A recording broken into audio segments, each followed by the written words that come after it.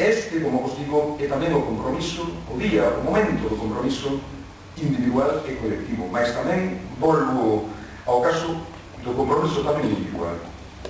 Se queremos transformar esta realidade e facer deste país unha patria habitável para os fillos e fillas e xente que veña despois nosa, aquí, compañeiros e compañeiras, temos tamén que dar o mellor de nos mesmos.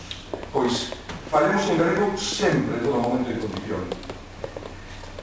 Trasladémoslle a lingua galega tamén aos nosos fillos e as nosas fillas, sempre.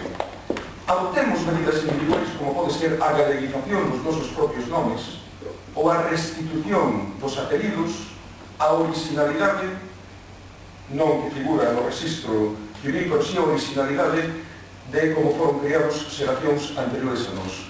Fagamos valer os nosos dereitos lingüísticos en todos os ámbitos, diante dunha administración, diante dun restaurante, con educación e con elegancia, mas con firmeza tamén. Esta vai ser a única maneira de poder avanzar el que algúns tamén espabilen. Pero fagámoslo, tomémoslo en serio, porque xa vos digo, a historia nos demostra que este foi o método que serveu históricamente para que Galiza se fora poñendo en pé. O nacionalismo galego, o movimento de normalización da lingua galega, lamentablemente, ou casi afortunadamente, non ten poderosos poderes ou instrumentos que por unha parte condicionen a súa autonomía, mas tamén que lle poidan aportar outro tipo de apoios, como acontece noutros casos de nacións do Estado, perdón, de nacións sen Estado, no Estado español ou en outros puntos de Europa ou no mundo. Non é o noso caso, non é o caso galego. O que gallamos e o que temos, témolo por o noso esforzo e por a nosa teimosía. E así ten que ser. Mas fagamos tamén o posible no noso ámbito de relación social para intentar botar abaixo esa construción dunha monumental mentira chamada teoría da imposición. Segundo a cal, segundo estes señores do Partido Popular, señoras e señores, en Galiza o galego é un idioma imposto da propia terra. Esta é a tese a que se agarran e na que fundamentan modificacións legais e normativas que supoñen un retroceso xa non só lingüístico, democrático no exercicio dos nosos dereitos civis cada día no noso país.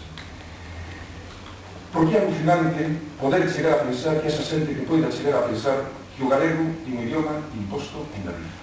A min pasoume aí atrás destas situacións surrealistas, non? Tivemos un debate no Parlamento, nunha comisión sobre lingua, precisamente. Saio da comisión e encontro-me cun individuo do PP de Monforte, que a máis datos, por suposto, fala en español, pero lo habla moi mal, fatal. Es un español con 7 vocales. E pega na puerta, bueno, deste. E que me di o individuo este? Tú a mí non me vas a entender gallego, Estamos a por os corredores, mire, eu isto non me poño nada, a mí non me rompa a cabeza, a mí deixeme vivir e respirar, a mí non me... Mira, Benito, será vieito, eu son vieito, legalmente, coloquialmente, todo mundo me coñece como vieito, pero no carné de identidade, eu son vieito. No, tú eres vieito porque tú a mí non me importas tu gallego, tú eres vieito, tú non eres que para ir poder retar, eres que... Ni nada. O que temos, non? Porque aí poden sair, todo tipo de hipótesis. A, é de nacemento. Sí, que se vai facer, hai terapia, supoño, mesmo alquimia pode ser enlace, unha excelente posibilidade, xa se dá por perdido. Hipótese B, pois este niño de pequeno tuvo un golpe na cabeza e quedou así. O hipótese C, foi tal o nivel de inculcación na sociedade galega, xeración tras xeración, esa incorporación de valores que antes facía alusión, de que non valemos para nada, de que non somos nada, que para ser algo da vida temos que renunciar ao noso idioma, intentar falar en español, e a poder ser como atento de Valladolid, como un que por lo visto efectivamente non son os peares, pero como lle gusta dizer que se hubiera un que se hubiera que hoy estamos, ese atento que ten, pois moitísimo mellor. Eu creo que esa reflexión sobre o que é a liberdade e o nivel real de liberdade que podemos ter en función de inculcación deses valores que non son libres, sino que sí foron impostos a través, mesmo en algúns casos de vía directamente violenta, outros a través de outras vías aparentemente máis sutis, mas tamén muitísimo máis efectivas, como a da humillación, a da burla que soportamos histórica e colectivamente neste povo, nos dá pé a entender este tipo de experiencias, que en moitos casos son individuais, en realidade son colectivas. Eu teño que confesaros que son, na miña familia, a primeira xeración escolarizada. Nin meus pais, nin meus avós, nin meus bisavós, nunca ninguén na miña familia foi á escola. Nunca, ninguén. Fomos nós, a primeira xeración. Impuxéronos daquela o español na escola. Fixéronnos creer, e eu así confeso, que aquilo que falaba cos meus pais, a lingua na que me criei, na que aprendí a falar, que en realidad iso non era unha lingua, que era un dialecto. Sentínme mesmo avergoñado, cando era neno, do feito de que meus pais e miña nai, meu pai e miña nai, chegaran a manter unha actitude lingüística de prácticamente non saber falar en español. E pensei que por ese motivo, pois, non éramos nada. Reitero, que para ser algo na vida, había que renunciar a sermos galegos. Dime conta despois de que iso non era unha experiencia persoal ou atípica. Dime conta de que moitos dos meus amigos de escola, pois os seus pais e nais afanábanse por que falar en español aos seus fillos porque querían que fueran algo na vida.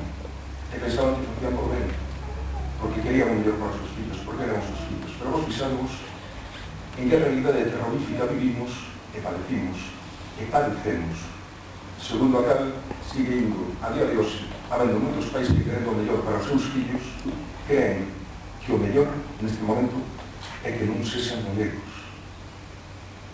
Que non sexan galegos do punto de vista lingüístico. Extirparle a lingua e a cultura. Eu creo que un pobo, o peor que se lle pode facer a calquer comunidade humana, a calquer nación, a calquer pobo, peor que se lle pode facer é justamente iso. Extirpalo, anulalo, humillalo, e que chegue a conclusión de que non vale para nada. Isto foi o que nos fixeron históricamente. E o peor deste goberno xa non é, sabemos que generoso, pois esa dinámica de modificar leis para evitar que o galego chegue a determinadas capas de uso social. Non. O peor é que detrás diso, o que de novo existe, esa intención de facer que creer a xente e de inculcarlle a reproducción deses piores esquemas do auto-odio, segundo aquel o galego non vale, porque senón fixaremos. Teño preguntado moitas veces no Parlamento estes señores do Partido Popular. Por que razón o idioma galego, o meu idioma, o idioma dos meus pais, o idioma dos vosos pais, por que razón este idioma non é apto para aprender matemáticas, nin física, nin química, nin tecnoloxía? Por que razón saca un decreto que proíbe, nunca chegamos a isto, chegáramos noutro réxime político, que proíbe que estas asignaturas se poidan dar en lingua galega? Por que razón os libros en galego de matemáticas neste momento son libros proscritos nunha lingua prohibida nestas materias?